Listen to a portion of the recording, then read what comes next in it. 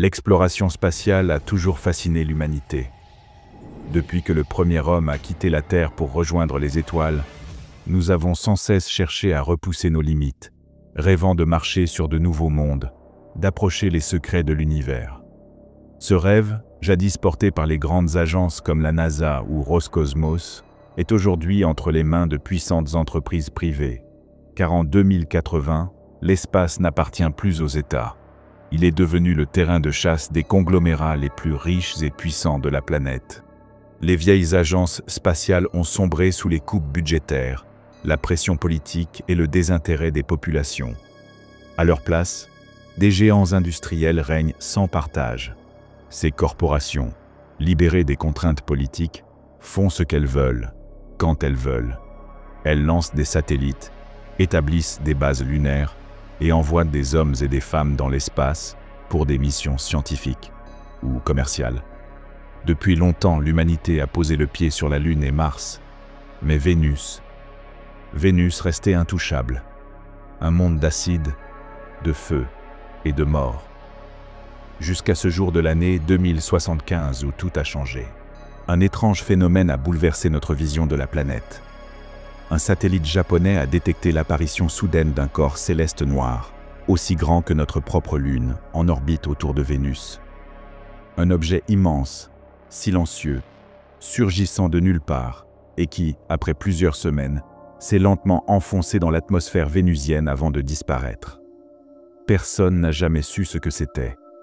Une lune artificielle, un vaisseau, une créature. Mystère.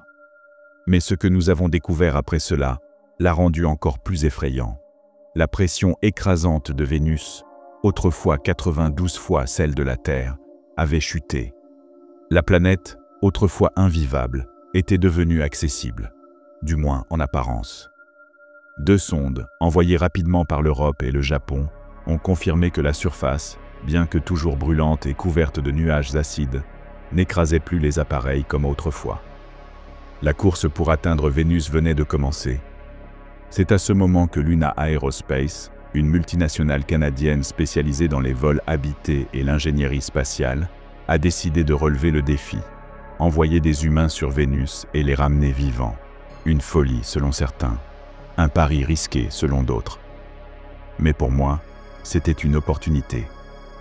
Mon nom est Jim Kahl, pilote et astronaute, originaire de Nouvelle-Écosse, au Canada. Adopté enfant, j'ai grandi au sein d'une famille de passionnés d'aviation.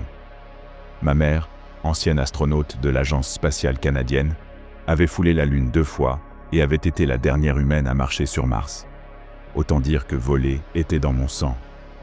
J'ai eu mon brevet de pilote à 16 ans et depuis, je n'ai jamais cessé de rêver plus grand. Quand Serena, une amie ingénieure travaillant chez Luna Aerospace, m'a proposé de rejoindre leur programme spatial, je n'ai pas hésité. Je savais que cette mission serait dangereuse, mais c'était plus fort que moi. Le besoin de voir ce que personne n'a jamais vu. La mission fut baptisée Suna 1, en hommage à Asuna Tachibana, une brillante scientifique japonaise qui avait contribué à nos formations géologiques sur Vénus. Notre vaisseau, le Starcaster, était un engin spatial révolutionnaire, conçu pour résister aux rigueurs d'un voyage interplanétaire et transporter un module de descente spécialement blindé, le Terror, une navette capable de toucher le sol vénusien et de remonter en orbite. Notre équipage était composé de 4 hommes, James, Eric, Connor et moi-même, Gene Kahl, le commandant. Chacun avait été sélectionné pour ses compétences. Eric était notre spécialiste scientifique, James notre ingénieur de bord, et Connor mon copilote. Ensemble, nous avions suivi des mois d'entraînement intensif, isolés dans le centre d'entraînement de Luna Aerospace, à Ottawa. 2 jours avant le lancement, Serena nous avait réunis pour le dernier briefing. Sur le tableau holographique devant nous, les orbites de la Terre et de Vénus s'affichaient, reliées par une trajectoire pointillée que nous allions suivre. Elle nous résuma les étapes. Décollage en orbite terrestre, vérification complète des systèmes, puis propulsion vers Vénus. Une fois en orbite vénusienne, Connor et moi descendrions avec le Terror, tandis que James et Eric resteraient à bord du Starcaster pour superviser et maintenir le contact avec la Terre. Avant de nous laisser partir, Serena nous regarda avec une pointe d'émotion. « Messieurs, tout ce que vous avez enduré jusqu'à aujourd'hui vous mène à ce moment. Peu importe ce qui vous attend là-bas, sachez que je suis fier de vous. » Après le briefing, je regagnai ma cabine, les pensées embrouillées. J'avais dit adieu à ma famille, fait la paix avec ma mère et mes sœurs. Mais une personne manquait encore.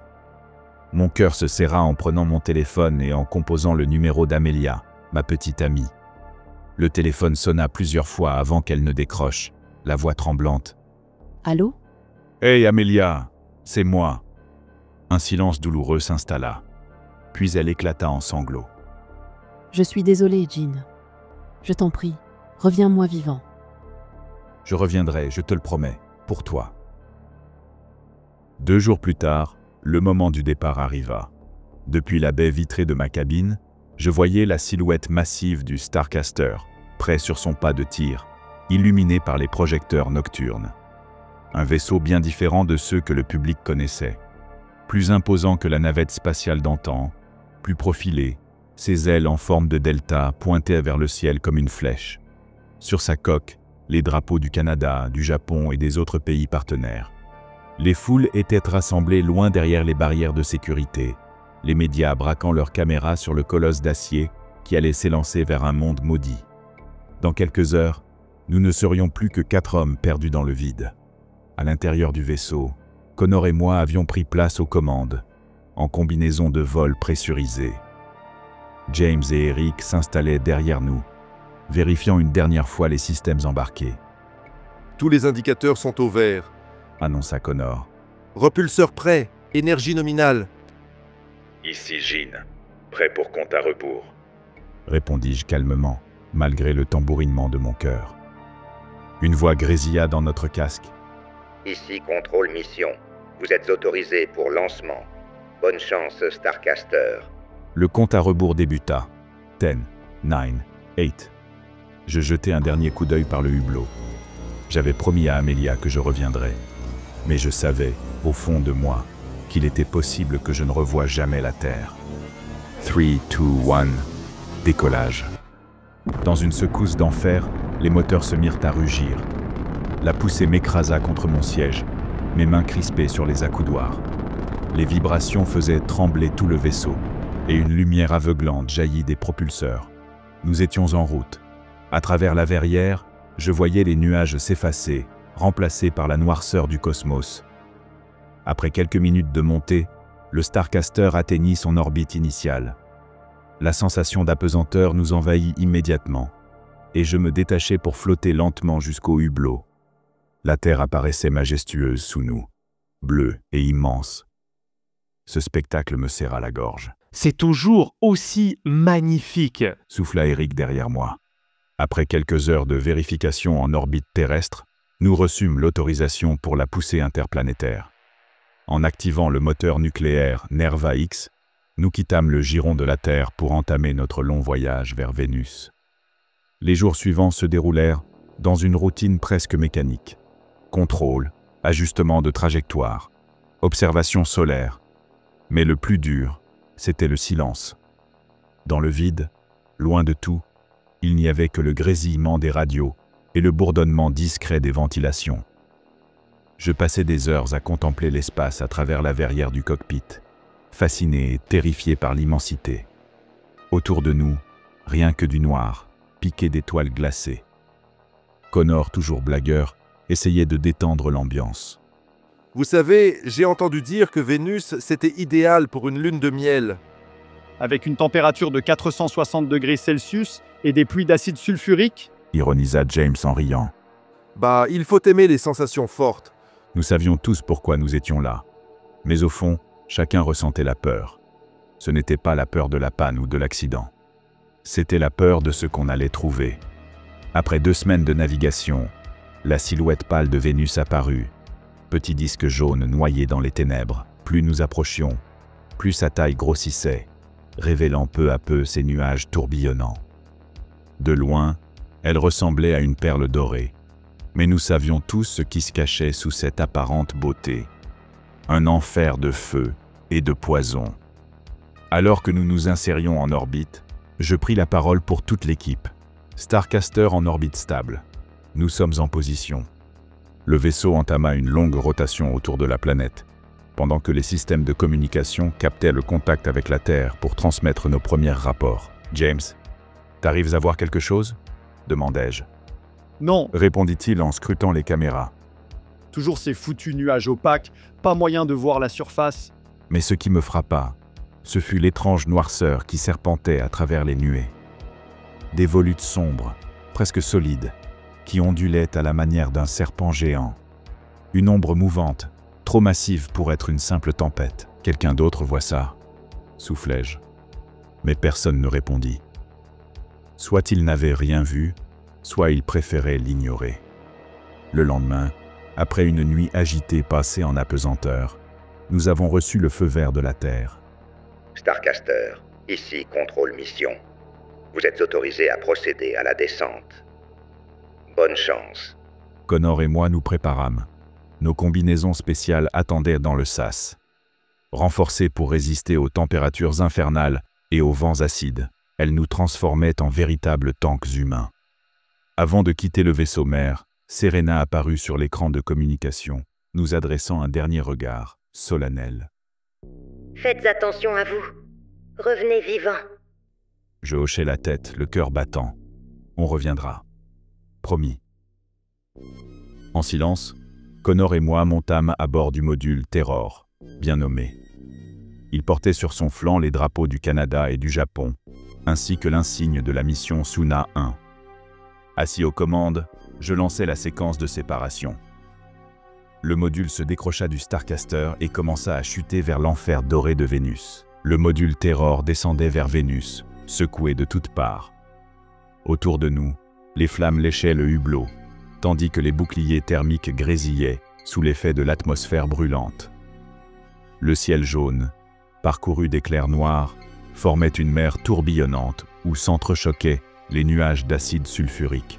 « Vitesse sous contrôle, altitude en diminution », confirma Connor, les yeux rivés aux instruments. « Bouclier thermique stable, turbulence sévère mais tenable », ajoutai-je, bien qu'une sueur froide perlait dans mon dos malgré la température régulée de la combinaison. Le vaisseau se mit à trembler violemment, en pénétrant plus profondément dans l'atmosphère dense. Des arcs électriques fusaient autour de nous, et j'eus un instant l'impression de plonger dans un orage éternel. « On arrive à 5000 pieds. Prépare-toi à activer les rétropropulseurs. » Derrière le hublot, la surface de Vénus se dévoilait, noyée sous un brouillard épais couleur ocre. Mais ce que je vis me glaça le sang.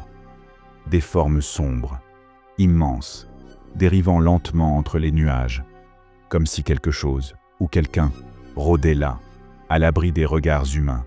« Connor, t'as vu ça ?» Il leva la tête, mais les ombres s'étaient déjà dissipées. « Vu quoi? Les éclairs ?» Laisse tomber. Je ne voulais pas passer pour fou, pas maintenant. Altitude, 800 pieds. Prépare rétropropulseur. Une secousse plus violente nous ébranla et les alarmes de proximité retentirent. 500 pieds. Active les rétropropulseurs, maintenant. Le module freina brutalement, ralentissant juste à temps pour éviter de s'écraser comme un vieux débris. Les pierres du module touchèrent finalement le sol avec un grondement sourd. Contact établi. On est posé, soufflai-je. À travers le hublot, je distinguais à peine le paysage.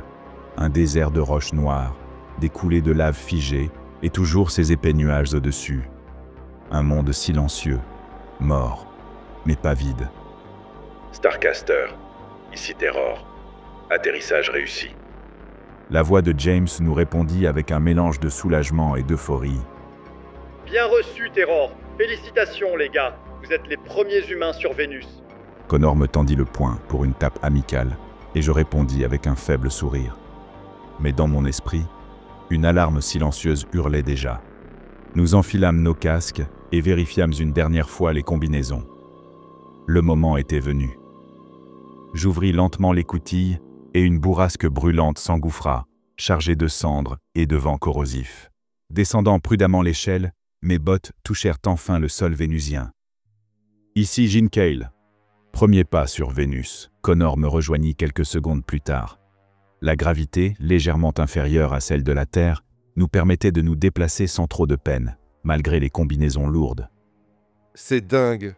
Souffla Connor. On y est vraiment. Nous plantâmes le drapeau canadien près du module, ancrant symboliquement notre présence sur ce monde hostile. Puis, nous commençâmes à déployer les instruments scientifiques, capteurs de température, sismographes et stations météorologiques. Mais alors que je réglais un capteur de pression, un signal étrange apparut sur mon écran. « Jean, tu vois ça ?» interrogea Connor. « Je vois. Il y a un signal qui bouge là-bas. » « C'est pas un bug ?» J'aimerais bien. Sur mon afficheur, un marqueur apparaissait et disparaissait par intermittence, comme s'il détectait un objet mobile. Un frisson glacé me parcourut l'échine. « On suit ce signal, ou pas ?» On n'a pas fait toute cette route pour repartir sans savoir ce que c'est. Nous avançâmes prudemment en direction du signal, longeant une coulée de lave asséchée. Le vent soufflait avec une force effrayante, et les coups de tonnerre lointains secouaient parfois le sol. Chaque pas résonnait comme une alarme dans ce désert brûlant. Après une marche d'environ 20 minutes, nous atteignîmes une petite vallée encaissée, cachée entre deux falaises. Là, dans la brume acide, quelque chose gisait au sol. Qu'est-ce que c'est que ça? En s'approchant, nous découvrîmes un corps, une forme humanoïde, mais déformée, allongée sur le dos. Sa peau semblait brûlée, presque fondue. Ses membres étaient anormalement longs, et ses mains griffues. Il n'avait pas de visage, juste une masse lisse, là où auraient dû se trouver ses yeux, son nez, sa bouche. C'est impossible, soufflai-je. Ce n'est pas humain, murmura Connor. Je tendis la main pour effleurer la créature avec mon scanner portatif. À ce moment-là, elle bougea. « Recule, Jean, recule !» La créature tressaillit, et soudain, un cri strident fendit l'air, inhumain, aigu, comme si ses poumons crachèrent du feu. D'autres sons lui répondirent dans les profondeurs de la vallée. « Putain, on n'est pas seul !» murmura Connor. Autour de nous, dans la brume, d'autres silhouettes commencèrent à émerger. Des formes semblables, mais en mouvement, rampant ou marchant d'un pas mal assuré, se rapprochant inexorablement. Retour au module maintenant. Nos respirations s'accéléraient dans les casques, et malgré les systèmes de refroidissement, je sentais la sueur perler le long de mon front. Les créatures sortaient de la brume, traînant leurs membres difformes, certains rampant, d'autres marchant sur deux jambes cassées comme des pantins mal construits. « Repli immédiat !» hurlai-je à Connor. « Putain, Jean, bouge !» Nous fîmes volte-face et prîmes la fuite, courant à travers le champ de roches brûlantes. Derrière nous, les hurlements se faisaient plus forts, inhumains, gutturaux. « Ils nous suivent, Jean! Ils courent !» Je jetai un coup d'œil par-dessus mon épaule. Les silhouettes, d'abord maladroites, semblaient s'adapter, courant désormais à grandes enjambées. Leur peau brûlée s'étirait à chaque mouvement, dévoilant des os trop longs, des griffes acérées et des torses déformés. Direction le module, suis-moi. Le sol tremblait sous nos pas précipités. Le vent s'était levé, soulevant un nuage de cendres et de débris, réduisant encore plus notre visibilité. À chaque éclair qui foudroyait le ciel, leur ombre se découpait brièvement derrière nous. Nous arrivâmes en vue du Terror, mais trop tard. Une des créatures s'était déjà approchée du module, ses griffes raclant la coque. Elle semblait nous attendre, fixant l'habitacle comme si elle comprenait ce que c'était. « Jean, ils savent qu'on veut partir. » Un autre hurlement s'éleva, plus proche, plus puissant. « Prends à gauche, je détourne leur attention !» criai-je à Connor. Sans attendre sa réponse, je me détournai du module et fis feu avec mon pistolet de signalisation, visant une créature pour attirer les autres. Le projectile illumine brièvement la zone, révélant des dizaines de ces choses, cachées dans les nuées de cendres. « Vite, cours !» Connor bondit et grimpa l'échelle du module, martelant la porte pour l'ouvrir. Pendant ce temps, deux créatures me pourchassaient à pleine vitesse. Une me sauta presque dessus, mais je roulais sur le côté, la laissant s'écraser sur le sol avec un cri rageur. Connor parvint à ouvrir le sas, et je me jetai littéralement à l'intérieur, alors que la horde approchait dangereusement. « Ferme !» hurlai-je.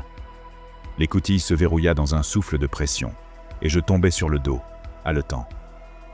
Ils nous laisseront pas partir, Jean. Murmura Connor. On va partir, peu importe comment. Alors que nous reprenions notre souffle, un grondement colossal secoua la terre. Les murs du module vibrèrent, et une série de sons sourds résonna autour de nous, comme les pas d'un géant. C'est pas eux, ça. Je me précipitai au hublot, et là, je le vis, au loin, émergeant de la brume acide. Une silhouette colossale, bien plus grande que tout ce que j'aurais pu imaginer. Un géant noir, humanoïde mais difforme, dont la tête effilée caressait presque les nuages. Ses bras massifs traînaient le long de son corps, et derrière lui s'étiraient des ailes membraneuses et des tentacules noirs qui fouettaient l'air. Mais ce furent ses yeux qui me terrifièrent le plus. Deux orbes rouges, brillant à travers le brouillard, fixés droit sur nous. « Oh mon Dieu, Jean! Qu'est-ce que c'est que ce truc ?» souffla Connor blême. La créature leva la tête vers le ciel, et un hurlement d'une puissance démentielle déchira l'air. La terre trembla sous nos pieds. Même les autres monstres autour du module se figèrent, comme soumis à sa présence. « On doit décoller maintenant !» Je bondis vers le tableau de contrôle du Terror, lançant les procédures d'allumage. Systèmes activés, réacteurs chargés, compte à rebours lancé.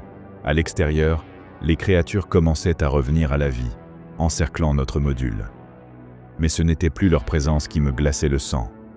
Non, c'était ce titan qui avançait lentement vers nous, ses ailes immenses se déployant à travers la brume. « Décollage d'urgence dans 30 secondes, annonçai-je. Prépare-toi à t'accrocher. » Le module vibrait déjà, prêt à jaillir du sol brûlant. « Jean, regarde !» Je tournai la tête. À travers le hublot, les yeux rouges de la créature étaient désormais proches, bien trop proches. Comme si elle nous observait, ou nous jugeait. 3, 2, 1... Décollage. Les moteurs rugirent, et le Terror quitta brutalement le sol, arrachant des gerbes de cendres sous lui. Le choc nous plaqua contre les sièges, alors que le module s'élevait à travers l'atmosphère étouffante. Par le hublot, je vis les créatures bondir vers nous, leurs griffes frôlant la coque. Mais c'est l'autre, le titan, qui m'effraya le plus. Il nous suivait du regard, et au moment où nous quittions la surface, il déploya ses ailes d'un noir d'encre et poussa un hurlement qui résonna jusqu'à nos os. « Il ne veut pas qu'on parte !» souffla Connor, mais nous montions. Plus vite, plus haut, brisant la barrière des nuages toxiques, fuyant cet enfer. Starcaster, ici, Terror. On décolle, on arrive. La voix d'Eric répondit, soulagée. On vous capte, les gars, vous êtes vivants. Je fixai encore un instant la surface de Vénus, qui disparaissait peu à peu sous les nuages. Et, juste avant que le brouillard ne les engloutisse, je vis la créature géante se redresser entièrement, ses yeux rouges brillant comme deux soleils maléfiques. Le Terror s'élevait toujours, secoué par les vents monstrueux de Vénus, mais nous nous éloignions enfin de la surface. Dans mon casque, la respiration de Connor était saccadée, haletante. La mienne n'était guère mieux. Nos corps étaient trempés de sueur malgré la climatisation intégrée des combinaisons, et je sentais mon cœur battre si fort qu'il semblait vouloir briser ma cage thoracique. « On passe les 70 000 pieds. Altitude en stabilisation !» annonça la voix tremblante de Connor. « Continue, Connor. On y est presque. » Au-dessus de nous, le ciel, d'abord jaune et opaque, devenait peu à peu plus sombre, jusqu'à se teinter d'un noir profond, étoilé. Lorsque nous avons enfin brisé la haute atmosphère, j'ai ressenti pour la première fois un semblant de soulagement. Starcaster, ici Terror. On est en orbite. Transmission stabilisée. Après quelques secondes de silence, la voix d'Eric, brisée par l'émotion. Bon sang, vous êtes en vie. On vous capte fort et clair. Préparez-vous pour le docking. Le Starcaster se profilait devant nous. Magnifique silhouette blanche en orbite, baignée par la lumière crue du soleil. Manœuvrer le module Terror pour l'arrimer n'était pas simple avec la main qui me tremblait. Mais j'y parvins finalement, guidé par James qui pilotait à distance les bras d'amarrage. Quand la passerelle fut enfin pressurisée, Connor et moi avons ouvert le sas. James et Eric étaient là, l'air bouleversé. Mon Dieu, Vous êtes revenus. murmura James qui me serra aussitôt contre lui, malgré nos combinaisons. C'est pas humain, ce qu'il y a là-bas. Souffla Connor, les yeux grands ouverts, fixant le vide derrière nous. Nous sommes restés là, un long moment, dans le sas, sans bouger. Pas un mot ne fut prononcé, juste le bourdonnement du vaisseau et le son de nos respirations, mêlés au bip régulier des instruments. Ce n'est que plusieurs heures plus tard, alors que nous avions quitté les combinaisons et pris une douche rapide, que nous avons commencé à parler vraiment. Réunis autour de la table de réunion, Connor, James, Eric et moi, nous échangions des regards graves. « Racontez, Dit Eric. qu'est-ce que vous avez vu là-bas » Je pris une longue inspiration, le regard vide. Ce n'était pas qu'un monde mort. Quelque chose habite cette planète. Quelque chose d'ancien. Connor hocha la tête. Ils sont des dizaines, peut-être des centaines. Des créatures humanoïdes, mais déformées. Elles nous ont attaqués. Elles savaient qu'on était là. Je marquai une pause, la gorge sèche. Et il y a une chose plus grande, bien plus grande, Quoi? demanda James en fronçant les sourcils. Un géant, un titan, une créature sortie de l'enfer. Elle nous a regardés partir. Elle nous a suivis du regard, comme si elle nous reconnaissait. Un silence lourd s'abattit sur la salle, Et maintenant, demanda Eric, le ton inquiet. on rapporte ça à la Terre. Je fixai mes coéquipiers, et dans leurs yeux je vis la même peur que celle qui nouait mon ventre. Si on leur dit, vous savez ce qui va se passer, Ils vont y retourner. tenta James. Ils vont envoyer d'autres équipes, d'autres hommes. Pourquoi? Pour réveiller ce cauchemar, rétorquai-je. Vous croyez qu'on doit ramener ça sur Terre? Que l'humanité est prête à savoir ce qu'il y a là-bas? Connor baissa les yeux. Non, ils ne sont pas prêts. J'hochai la tête, déterminé. Alors on se tait. On dira qu'on a eu des problèmes techniques, qu'on a réussi à poser quelques instruments, mais rien d'exploitable. Un à un, mes coéquipiers acquiescèrent. On laisse ça là-bas. Conclut Eric. On oublie ce qu'on a vu. Le voyage du retour fut silencieux. Nous avions informé la Terre de notre réussite. Premier atterrissage, quelques relevés, mais pas de découverte majeure. Les contrôleurs au sol étaient heureux, euphoriques. Mais nous, à bord du Starcaster, nous restions froids, hantés. Durant les jours qui suivirent, je fixais souvent le hublot, observant Vénus s'éloigner peu à peu, cette sphère jaune brumeuse, recelant encore ses secrets. Notre retour sur Terre fut célébré comme un événement historique. À peine avions-nous quitté nos combinaisons que nous avions droit aux journalistes, aux caméras, aux micros. Tout le monde voulait voir les premiers hommes revenus de Vénus. Des bannières flottaient au balcon. Les foules scandèrent nos noms, comme si nous étions des héros revenus d'un autre monde. Ce qui était vrai, d'une certaine façon. Nous fûmes accueillis par les chefs d'État, décorés de médailles aux couleurs brillantes, présentés comme les pionniers de l'exploration interplanétaire. L'humanité a enfin marché sur Vénus, titraient les journaux du monde entier. Moi, Gene Cale, devint une légende vivante. Le premier homme sur Vénus. Sir Cale, comme m'appelaient les médias, après avoir été anobli par la reine du Royaume-Uni elle-même. Je reçus des prix, des statues furent érigées, et mon visage orna même des timbres. Mais au fond de moi, tout ce que je voulais, c'était oublier ce que j'avais vu. Mais l'oubli ne vint jamais. Peu après notre retour, les migraines commencèrent. Violentes, pulsantes, comme si mon crâne allait exploser. Les médecins disaient que c'était normal, un effet secondaire de l'exposition prolongée à l'environnement vénusien. Mais je savais que ce n'était pas normal. Ces douleurs s'accompagnaient d'autres choses. Des voix. Au début, de simples chuchotements, indistincts.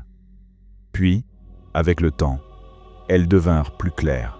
« Nous t'avons vu.